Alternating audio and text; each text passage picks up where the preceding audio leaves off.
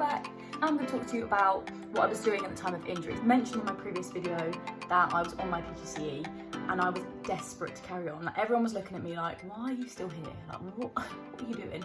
But I was just determined, literally determined to just finish the course. I knew in my heart that if I didn't finish the course this year, I probably wouldn't go back to finish it, because I'm quite stubborn, like what's meant to be will be, and if it's meant for you, then it will happen. And I'm very much like that with everything.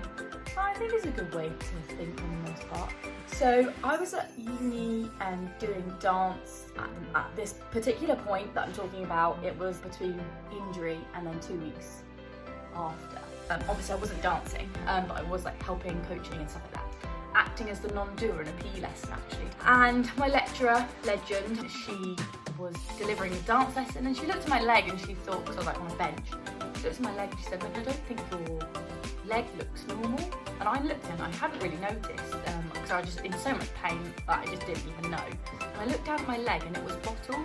For those of you that don't know what bottle is, it's almost like your skin looks like bubble wrap. So it's like all tiny little dots. They're like yellow, but it's slightly blue and pink. It's not like your normal skin tone. It almost looks like someone's drawn loads of dots on you, or it's like come up from under your skin. Imagine if you were going to push bubble wrap under skin and it's all flat, but that's exactly how it feels. And she said to me, I think you should go to the hospital and just get it checked because it doesn't look right. And she says, is it hot? And I said, no, it's actually freezing cold. I went over to crouched over like this to the hospital. They suspected that I have a DVT, which is a deep vein thrombosis, which is a blood clot. Then they treated me for a blood clot. I don't think they found a blood clot because it was so swollen they couldn't see. They put me on blood thinners, but it was better to be safe. So thank you to that certain lecturer. I was safe and put into good hands. However, I was then told that I couldn't attend uni for the next 4 days.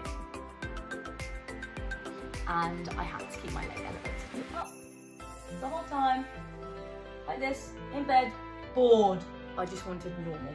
I had to adapt. Now, in reflection, I'm so much more resilient than I thought. I mean, I'm pretty resilient anyway, but this has made me 1,000 times more resilient. And if you're on this journey too, you'll find that you'll look back and be like, oh, I can cope with anything now. Touch wood.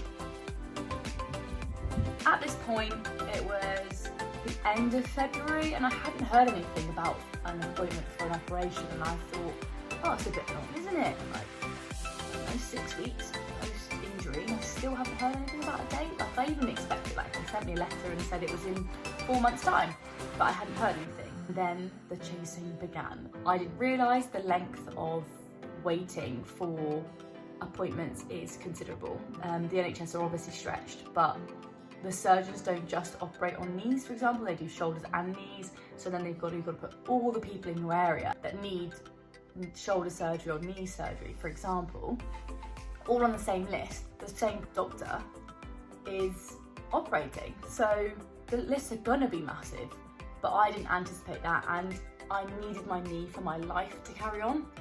People don't really understand that because they're like, you were fine, you coped well. And I'm like, on the outside. Inside, I was desperate to be fixed. I was in an absolute hole. It was horrible. I was on placement and I was in a boarding school, so I moved to the school. I was on crutches at this point and I was just determined, but I knew I needed the surgery. So every Monday, Wednesday and Friday morning, I called the admissions department at the hospital every morning at 9 o'clock, almost religiously. No, in fact, it was religious, to see if there'd been any cancellations, if there was any update on my knee surgery, if they knew when I was going to have my operation.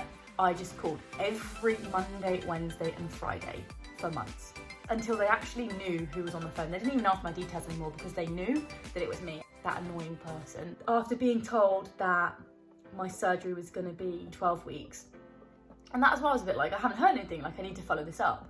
So it went from 12 weeks to 6 months, to 8 months, to 9 months, a year. And at this point, I'm training to be a teacher. I need to be fit for September. So it got to February. This was 7 months that I had to be operated on and fixed, ready for a September start. Stupid in reflection, like why did I even think that was gonna happen? But I needed to be fit. I needed it. So it got to May and I started being a bit of a crazy person in reflection. I started tweeting the local MP because everybody loves Twitter. You can follow me here. I contacted the CEO of the hospital and explained how I was treated as a customer because it was awful. I was turning up to appointments, doctors weren't even there. They'd cancelled my appointments but not told me. And I was travelling like 45 minutes to go to this hospital now because I was at the boarding school. So you can appreciate all the effort to not even be told that they're not on, or to arrive and be told that I'm being seen by a different doctor. So nothing is continuous. So you can imagine the stress. And then I got hold of the surgeon's secretary. You have the right to access and talk to them about your process and your situation. I then began to speak to him and explain the situation. And I said, and I appreciate that there are thousands of people on the waiting list and they may be a priority. That's fine. I'm not saying that I need to be done here and now. I am just saying that I am free at last minute. If you have a cancellation, please call me because I can be there 45 minutes and I don't care what day of the week it is, I will be there. I said I was flexible, I could turn up, it doesn't matter when, how much notice, I don't even need any notice, providing, obviously you have to fast, so providing they'd let me know enough time to not eat breakfast, then it was fine. And then, lo and behold, the phone call. Ring, ring, ring, ring. Hi, we've got an appointment for you. It's on the 19th of July at 7:45 a.m.